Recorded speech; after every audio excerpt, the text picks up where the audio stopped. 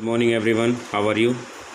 I am absolutely fine here and hope to you same at your home. Students, it's 10th class chemistry and today we will discussing about the washing soda.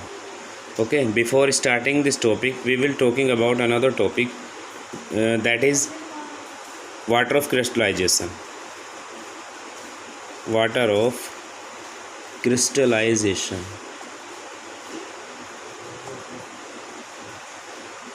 Okay क्या होता है water of crystallization? How we can define the term water of crystallization? हम इसको किस तरह से define कर सकते हैं? तो मैं आपको बता देना चाहता हूँ, when certain salts you can say, or when certain molecules of salts are made by water in a definite proportion by mass. Try to understand. ऐसे मान के चलें आप कि समझ में इतनी जल्दी से नहीं आएगा, मैं एक बार बता देना चाहता हूँ आपको. सपोज दैट CaSO4.2H2O होता है.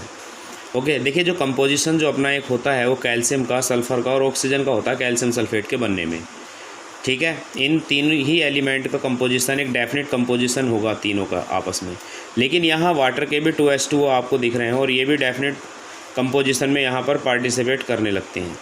तो बात यह है कि वाटर ऑफ क्रिस्टलाइजेशन किसे कहते हैं? कहने का मतलब सिंपली चीज़ ये है कि जब किसी भी साल्ट के अंदर कुछ वाटर मॉलिक्यूल प्रेजेंट होते हैं तो उसे हम वाटर ऑफ क्रिस्टलाइजेशन कहते हैं. तो मैं आपको एक बार फिर से बता देना चाहता हूँ, when certain molecules of salts you can say, ठीक है, when certain molecules of salts are made by water molecules in a definite proportion by mass, that is called water of crystallization. जब कोई भी जो मॉलिक्यूल्स होते हैं किसी भी साल्ट के और जब वो वाटर से एक डेफिनेट कंपोजिशन में बनते हैं उसे वाटर ऑफ क्रिस्टलाइजेशन कहते हैं.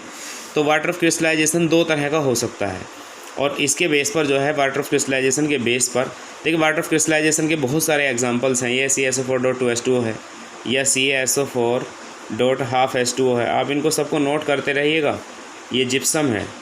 अगर इसकी बात की जाए तो ये POP है, प्लास्टर ऑफ पेरिस है. अगर और बात की जाए बहुत सारे और हमारे पास में हैं जैसे कि FeSO4.7H2O, ये फेरस साल्ट है, फेरस सल्फेट है ये. ठीक है, और भी अगर हम बात करते हैं लाइक CuSO4.5H2O, ये कौन है? ये कॉपर सल्फेट है, कॉपर सल्फेट. तो ये सब ये आप देख सकते हैं सब के अंदर वाटर मॉलिक्यूल्स प्रेजेंट है, सब के अंदर. तो वाटर मॉलिक्यूल्स के हम हैं certain molecules of salts are made by water molecules in a definite proportion by mass, that is called water of crystallization. The number of water molecules present in a salt, that is called water of crystallization you can say. आप ये भी कह सकते हो the number of water molecules present in a salt, that is called water of crystallization. आप ये भी कह सकते हो. एग्जाम्पल के तौर वाटर ऑफ क्रिस्टलाइजेशन इसका कितना 2 है, इसका हाफ, इसका 7, इसका 5 है, इस तरह से. अभी देखिए एक चीज़ मैं आपको बता दूँ, वाटर ऑफ क्रिस्टलाइजेशन के बेस पर ही इनके जो है ज्योमेट्री डिपेंड करती है. वाटर ऑफ क्रिस्टलाइजेशन के बेस पर ही इनकी ज्योमेट्री यानी किस तरह का वो मॉलिक्यूल हो सकता है, क्या उसकी ज्योमेट्री हो सकती है, एज वेल एज उनका कलर भी डिपेंड करता है वाटर ऑफ क्रिस्टलाइजेशन पर. अगर वाटर ऑफ क्रिस्टलाइजेशन है, मान लीजिए यहाँ ग्रीन कलर है इसका, ब्लू कलर है इसका, अगर वाटर ऑफ क्रिस्टलाइजेशन है यानी कि वाटर मॉलिक्यूल प्रेजेंट हैं तो इसका ग्रीन कलर है. और अगर इसके अंदर से आप 7 के 7H2O यहाँ से निकाल दोगे तो इसका कलर फिनिश हो जाएगा, ये कलर लेस हो जाएगा. अगर यहाँ बात करते हैं 5H2O हैं, अगर ये 5H2O यहाँ पर प्रेजेंट हैं तो इसके पास ब्लू कलर है और अगर ये रिमूव हो जाता है तो कलर लेस. तो the geometry and the colour both the things are depend on the water of crystallization. On the basis of the water of crystallization salts are of 2 types. साल्ट्स दो तरह के हो सकते हैं. First one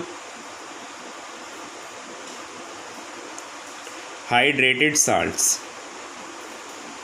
okay, and second one anhydrous salts. तो hydrated salts क्या हो सकते हैं? लाइक आप देख सकते हैं CaSO4.2H2O, ये एक हाइड्रेटेड साल्ट है, या CaSO4.12H2O, ये भी एक हाइड्रेटेड साल्ट है क्योंकि वाटर मॉलिक्यूल यहाँ पर प्रेजेंट है. FeSO4.7H2O, ये भी एक हाइड्रेटेड साल्ट है.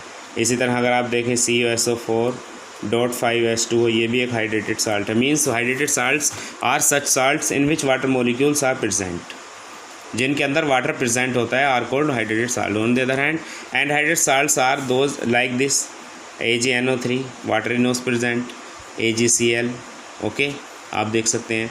ऐसे ही NaCl, ठीक है, इसी तरह NaNO3। All these salts are anhydrate salts, means anhydrate salts are such salts in which water molecules are not present, जिनके अंदर वाटर मॉलिक्यूल्स प्रेजेंट नहीं होते, उन्हें हम कहेंगे एनहाइड्रेट साल्ट। तो हाइड्रेटेड साल्ट आपने देखे, एनहाइड्रेट साल्ट भी आपने देख ली। तो वाटर ऑफ क्रिस्टलाइजेशन आपको उम्मीद करता हूँ कि आपके समझ में आया होगा। अब मैं आपको लेकर के चलता हूँ जो हमारा मेन टॉपिक है, दैट इज़ वॉशिंग सोडा। तो देखिए यहाँ पर मैं पहले ही लिख देना चाहता हूँ केमिकल फॉर्मूला पहले, और दूसरा मैं लिख देना चाहता हूँ यहाँ पर केमिकल नेम। तो केमिकल फार्मूला अगर मैं आपको बताना चाहूँ तो केमिकल फार्मूला आप वॉशिंग सोडा का लिख सकते हैं Na2CO3.10H2, ऐसे भी आप लिख सकते हो।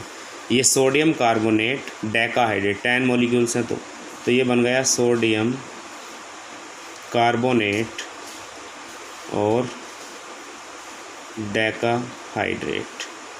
ये लीजिए सोडियम कार्बोनेट डेकाहाइड्रेट, 10 मॉलिक्यूल्स हैं, हाइड्रेट वाटर के लिए कहा गया है। तो ये इसका केमिकल नेम हो गया। अब हम बात यहाँ पर करने वाले हैं इसकी प्रिपरेशन की, कि हम इसको किस तरह से प्रिपेयर कर सकते हैं। तो हम बात करेंगे यहाँ पर प्रिपरेशन ऑफ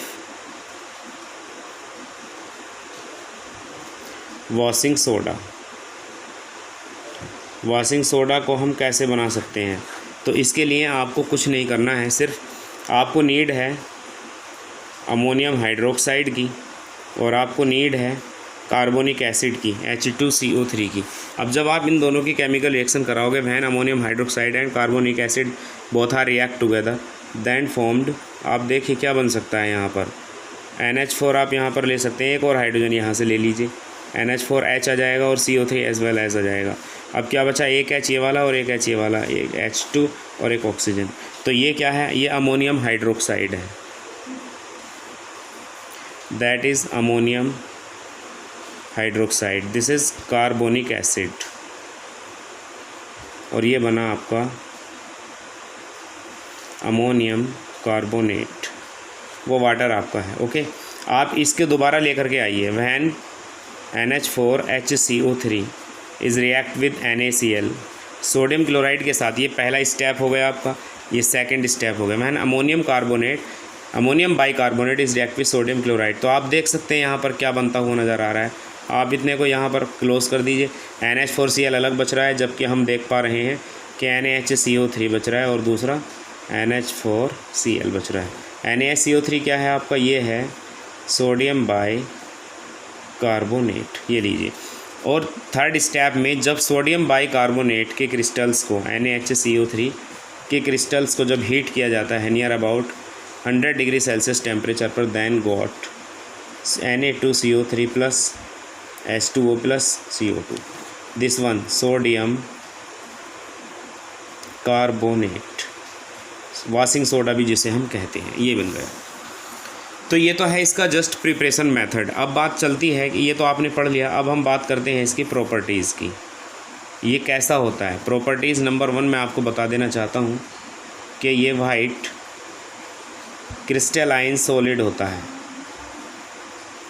दूसरी बात, इट इज़ ये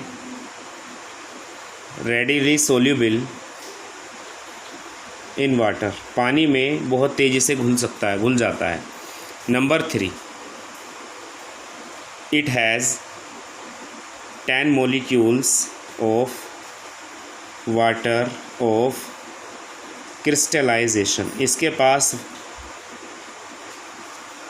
वाटर ऑफ क्रिस्टलाइजेशन के 10 मॉलिक्यूल्स होते हैं, ठीक है। नंबर 4, व्हेन इट कम्स, ये जब आता है in presence of sunlight, then it losses, ये लॉस कर देता है मोस्टली मॉलिक्यूल्स ऑफ वाटर। आप इसको देख सकते हैं कैसे, Na2CO3 इंटू 10H2O आपके पास में है, ठीक है। जब आप इसे हीट करोगे तो ये जाएगा Na2CO3 dot H2O plus 9H2O। Mostly water molecule यहाँ से रिमूव हो गए। अब Na2CO3.H2O जो आपको बचा उसे दोबारा हीट कर लो, तो ये काय में चला जाएगा इस बार, Na2CO3 प्लस एक और जो वाटर मॉलिक्यूल बचा था वो भी ख़त्म। ये लीजिए, अब तक के क्या था, हाइड्रेटेड, अब क्या हो गया, एनहाइड्रस। तो इफेक्ट ऑफ हीट है, यानी जब इसके ऊपर हीट का इफेक्ट पड़ता है तो ये इस तरह का बिहेवियर अपना शो करता है। अब स्टूडेंट्स यहाँ पर इसकी बात आ जाती है यूजेस की, uses of washing soda. Uses of washing soda, तो वॉशिंग सोडा के यूजेस क्या क्या हैं। पहला नंबर, इन मैन्युफैक्चर ऑफ गिलास। गिलास समझ रहे होंगे आप, कांच को बनाने में इसका यूज़ किया जाता है। इन मैन्युफैक्चर ऑफ पेपर, पेपर के बनाने में भी इसका यूज़ किया जाता है। ओके, एज एन, या ये कह लीजिएगा इन प्रिपरेशन ऑफ डिटर्जेंट्स और सोप्स के बनाने में भी इसका यूज़ किया जाता है। Number 4, in preparation of borax, borax के बनाने में भी इनका यूज़ किया जाता है।